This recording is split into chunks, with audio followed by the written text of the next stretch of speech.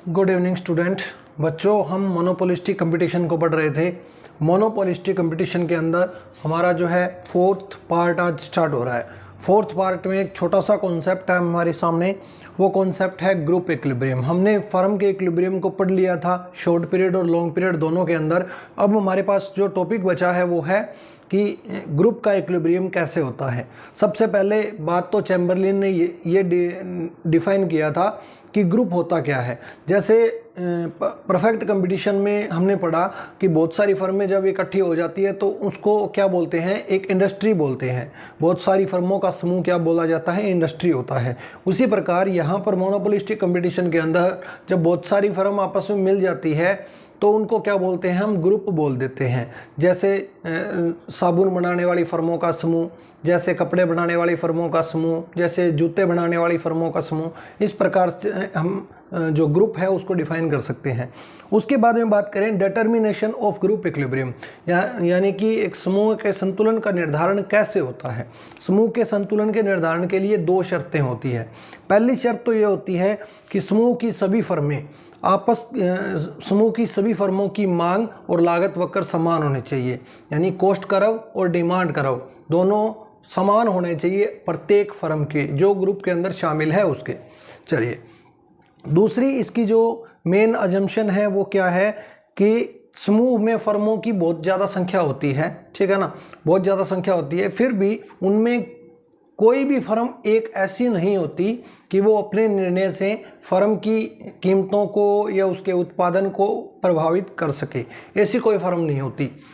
जो ग्रुप की जितनी और सारी फर्में जितनी भी हैं उनके प्रोडक्शन को इफेक्ट करे, उनकी प्राइस को इफेक्ट करे, ऐसी कोई फर्म नहीं होती।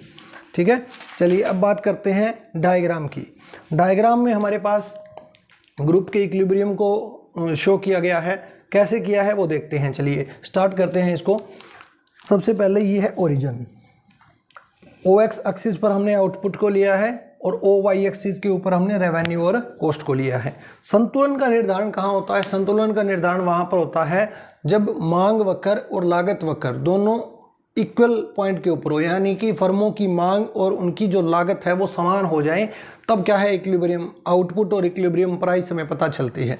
ठीक है, तो यहाँ पर क्या है, आउटपुट ये है। सबसे पहले बात करते हैं कि कोई भी फर्म जो है वो सुपर नॉर्मल प्रॉफिट प्राप्त करने के लिए, यहाँ पर क्या होता है, फर्मों को सुपर नॉर्मल प्रॉफिट भी होता है, नॉर्मल प्रॉफिट भी होता है ग्रुप में, ठीक है ना। तो अगर ग्रुप के अंदर सुपर नॉर्मल प्रॉफिट प्राप्त करती है फर्में तो वो ओ ए प्राइस को चाहेंगी। ओ से ए प्राइस, जब प्राइस ओ ए होती है तब आउटपुट कितना होता है, ओ एम तक होता है। तब फर्मों को क्या मिल रहा होता है, ये सारा जो है सुपर नॉर्मल प्रॉफिट मिल रहा होता है। इसका मतलब क्या है, मान यहाँ कॉस्ट कर्व ई पॉइंट के ऊपर है और ये जो है डिमांड आर, ठीक है। आर और जी का जो गैप है वो क्या दिखाता है, यानी कि रेवेन्यू जो है ना वो ज़्यादा है किससे, कॉस्ट से।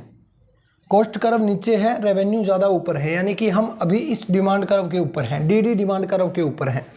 यहाँ पर क्या है, जब हम ओ ए प्राइस ले रहे होते हैं ओ एम क्वांटिटी की, तो एक फर्म को, तो जो ग्रुप के अंदर जो फर्में होती हैं उनको सुपर नॉर्मल प्रॉफिट प्राप्त होते हैं।